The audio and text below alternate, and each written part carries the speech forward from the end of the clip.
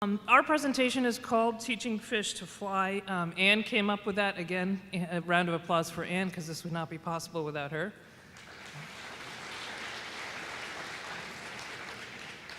So Anne thought that this was the appropriate topic for our presentation because I had shown her this Escher painting, or etching rather, which I'm sure you've all seen, that goes from fish to flying. And if you look at the way you all learned, and certainly I learned, maybe not all of you, we were fish, we were in water. And now the way in which our students have to learn, it's an entirely different element. They're learning in air. So instead of learning to swim, they're learning to fly.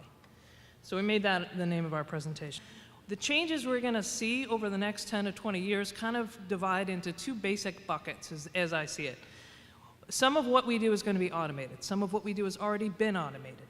Some of what how in which we do it is going to be atomized. And atomized is breaking it into job fragments. And in the instances in which where it's digital, they can be done anywhere around the world. So if you're a faculty member and you hire someone to build curriculum, you've already atomized part of your job. You've already broken into a fragment that somebody else can do. And the more work becomes digitized, it can be done in Bangladesh, where the cost is different. So any part of your job, and I know Anne does this with a lot of aspects of work, she will say, I'll get this done through Fiverr or through Upwork. There are these work intermediary platforms, and that is going to dramatically change. It already has, but it's really dramatically going to change work, particularly for our students. So if we look at what we do and how we do it, a study by Oxford in 2013 says 47% of what we do today, all the jobs we have today, or at least the ones they had in terms of 2013, will be replaced, entirely replaced by automation by 2033, which is just 17 years away. So we're preparing students for jobs that many of which don't exist anymore, and we're preparing them for jobs that don't exist yet. Martin Ford, who's the author of the book Rise of the Robots, says that that's actually going to be 75%, but it's going to take longer. That's even scarier. And then if we look at how we do it, 34% of the workforce was freelance in 2014. It's closer to about 40% right now. And a study that Intuit did in 2010 predicted that in the next 4 years it would be about 40%. They now think that's going to be about 50%. So what we do and how we do it, half of that changing in the next 4 to 17 years. That's a dramatic shift because higher ed's always been not only in education but preparing people for the workforce. And if half of what they do is no longer going to be there, how do you shift? And that's part of the reason we came up with the Agile mindset. So if you look at problems in terms of type, along a continuum from problems that are known to problems that are predictable to problems that are ambiguous. And then the tasks we do to solve those problems from repetitive to discrete, which is something that can be contained beginning and end without infecting anything else, to complex. The stuff that's repetitive and known is what's going to be automated. The predictable and the discrete will be atomized. And the uniquely human work, the stuff that humans can do and it's very difficult to replicate by robots right now, is the complex and ambiguous work. And the more we can contain the uniquely human work into tasks, discrete tasks, it can be atomized. And the atomized work grows. The more we can codify work, it becomes automated, and the automated work grows. So when we look at the cost of solving that work and the value we can unlock, the more repetitive work will be atomized and augmented. So we got to focus training students to do uniquely human work. So how many of you guys have heard of T-shaped thinkers? Only a few of you. Okay, T-shaped thinkers, it's the philosophy that you use to train people just in an expertise. And if you focus on training in breadth and depth at the same time, and I say that the gen ed skills are really, or originally were intended to train for the breadth. They allow the ability to connect to other disciplines, to span across domains. About 30%, if you do it by credit hours or focus, is on the top of the T right now. And about 70% is in the depth of the expertise. The uniquely human skills are really concentrated on the top of the T. In some disciplines, it's also in the base of the T. But that's becoming something we need to rethink. The discipline skills once focused on just executing, so transferring the predetermined skills from you guys as experts to the next generation of experts is a model that no longer works. We've got to focus on the portability and the adaptability and learning agility. And we may need to think about not flipping those necessarily, but maybe rebalancing the percentage of our focus. So if we look at Maslow's hierarchy of needs and apply that to learning, the old model was to say, okay, the sort of the base of the pyramid that we recognize is foundational skills. We focus on what we can measure and prove. That's what we've been doing in K-12 for too long, standardized tests to death.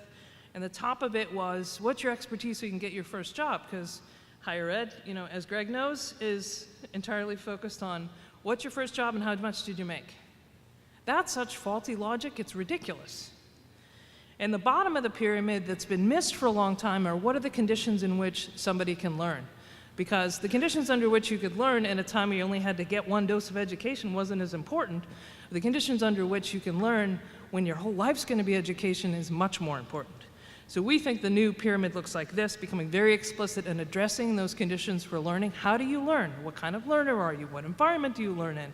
Knowing your learning style so that you can continue to learn. Focusing on the foundational skills really being portable skills, and how do you adapt and apply those to new circumstances. The domain expertise is still there, but it's something we've got to focus on expanding and replacing because you're going to go through many more jobs and many more roles.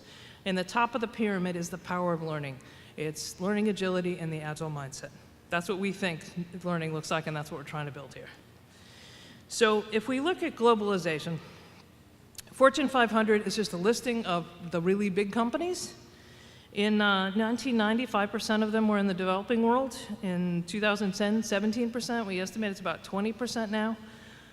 By 2025, 45% of Fortune 500 companies will be in the developing world, which means our economic power base is shifting out of the US and out of the developing countries. We have to adapt for that. If we look at our demographics, and this is just US based, the 2013 line is there because it was the last time they got really good data. Our fertility rate has been dropping, so we're having fewer babies. At the same time, our life expectancy is rising, so we have more old people hanging around, which is great. We have fewer babies, and our labor participation rate, which peaked at one point in time, is now dropping. And we only had 2% of the population over 85 in 1950 and only 8% over 65. We will, in our lifetimes, or many of our lifetimes, 20% will be over 65 and almost 5% will be over 85. We will hit a point soon where we will have more people over 65 than under 12. They call it the more walkers than strollers moment. And I want you to keep 2036 in mind on this because we're going to talk about the year 2036 when we're going to see a big shift in those demographics. Now, if we look at the entire world, or we look at two segments of it, the developing and the developed world, we just discussed the fertility rates dropping while life expectancy is going up. The opposite is happening in aspects of the developing world, particularly in Northern Africa and the Middle East and South America. So in the US, the more walkers and strollers moment I mentioned. In Japan right now, about 13% of the population is over 75. So they're having a huge aging crisis. At the same time, 50% of the labor force in Egypt is under 30 today, and the section of the Middle East to Northern Africa, 2/3 of the population is under 25. So there's a youth boom happening in the other part of the world. What does that mean for you guys as educators where your primary customers have been the youth and they're declining in the US? So you guys are in the business of creating experts. How many of you guys have typed a search into Google for a medical condition you didn't want to talk about with anybody, or a sound your car was making, or something your dog or kid was doing? How many of you guys have consulted Dr. Google or WebMD? Most of you, right? You've accessed expertise as opposed to hiring a professional. You've already started shifting to relying on technology to solve your most intimate problems.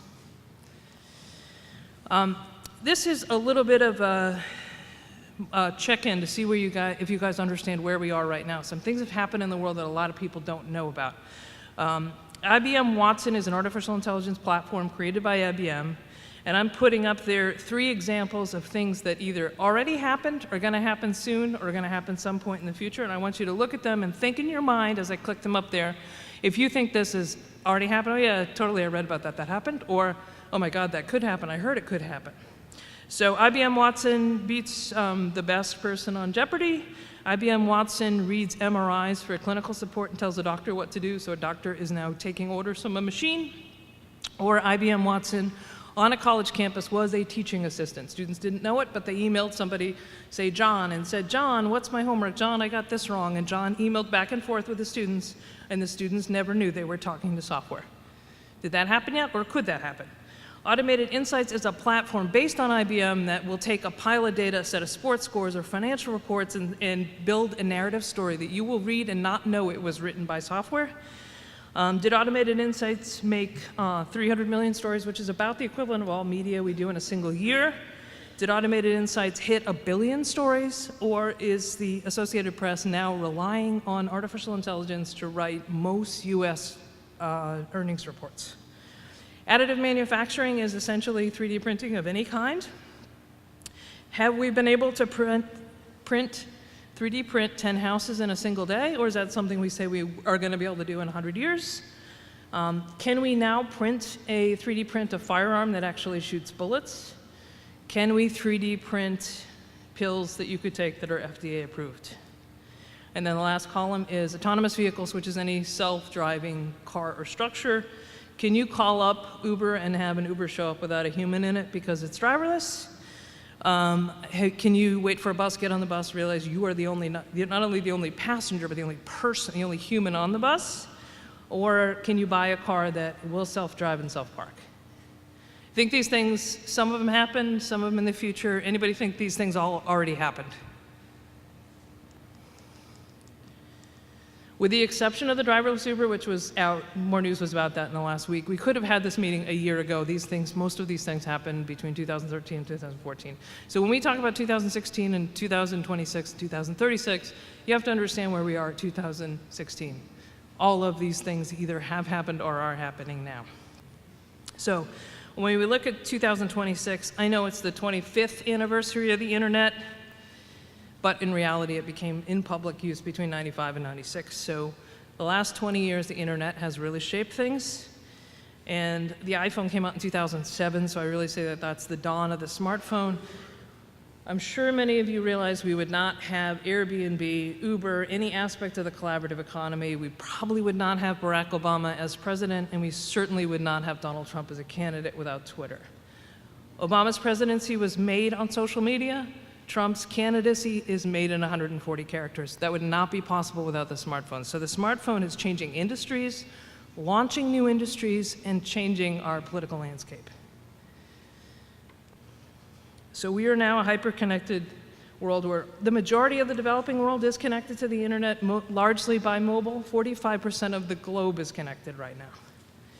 So if we want to look 10 years and 20 years forward, which is what we're going to do in this exercise, here we are in 2016, we're a hyper-connected global world, 45% connected by the internet. 2026, you can get a bucket of KFC delivered by a drone. You can have a driverless car pick you up. Artificial intelligence will become a norm, and an Internet of Things will reshape a lot of what we do as devices will connect and communicate around us. In 2036, VR, AR will be a norm. How many of you guys are playing Pokemon Go? That's just the beginning of an augmented reality. We will have drone flights. We will have biohacking. Anybody watch Orphan Black? I saw the final episode last night. Wow, that's good. And we will have a human mission to Mars, they predict, by 2035. So if we look 10 years forward, these are some of the changes, some of which will be norms. And if we look at change over time, if you took 30, we are shifting between linear and exponential change. If you took 30 steps, you'd be about 30 meteors. If you took 30 exponential steps, where each step is double the prior step, you'd be 26 billion miles, you'd be 1 billion miles 26 times around the globe. So we're shifting between linear and exponential change. And we are just at the beginning of that shift, and the mobile internet is one of the biggest catalysts for it. So the net result of all of this stuff is that anything mentally routine or predictable is decreasing in value. Anything uniquely human, which is why we've identified the Agile mindset, empathy, divergent thinking, social emotional intelligence, and an entrepreneurial outlook as uniquely human skills that are very important, we believe will increase in value.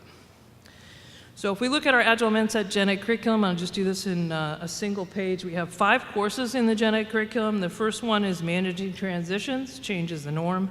That's getting students focused on adapting to change continuously and to take responsibility for themselves as a brand and as a constant learner. Core ENGL, which is the writing intensive course, is about understanding unstructured problems and written expression. Need finding is about paying attention to see a little more around you, understand your biases, and learn oral communication. Creating and capturing value is about the transdisciplinarity as a norm, collaboration as a norm, and creating new value. And then the integrated CAPSUM is do something of value aligned with our core values and launch your career. So the exercise we're going to do, I need you guys to understand 2016. We're going to talk about 2026 and 2036. The exercise is going to be focused on life in 2036. We're going to speculate. So if we look at our reach, in 2016, we're a global society. 2026, we should have the Mars rover on Mars, so we'll have a robot to Mars, and by 2036, we should have a human on Mars. So we're going from global to intergalactic. Our economy is shifting, as we mentioned, from being based in the developed world to the developing world. So there's a shift in our power structure. We're getting increasingly connected. We are absolutely connected in the developed world. We will soon be connected in the developing world. Tools, we used to, back in the day we had hand tools, then we had smart tools. Soon artificial intelligence, which is now assistive to us, and you're searching in Google and it suggests results for you. You've already integrated some artificial intelligence in your life. If I took your phones away from you and I wiped out your contact list and I handed it back to you, how many people could you call? You're already part cyborg. You've already outsourced that part of your brain.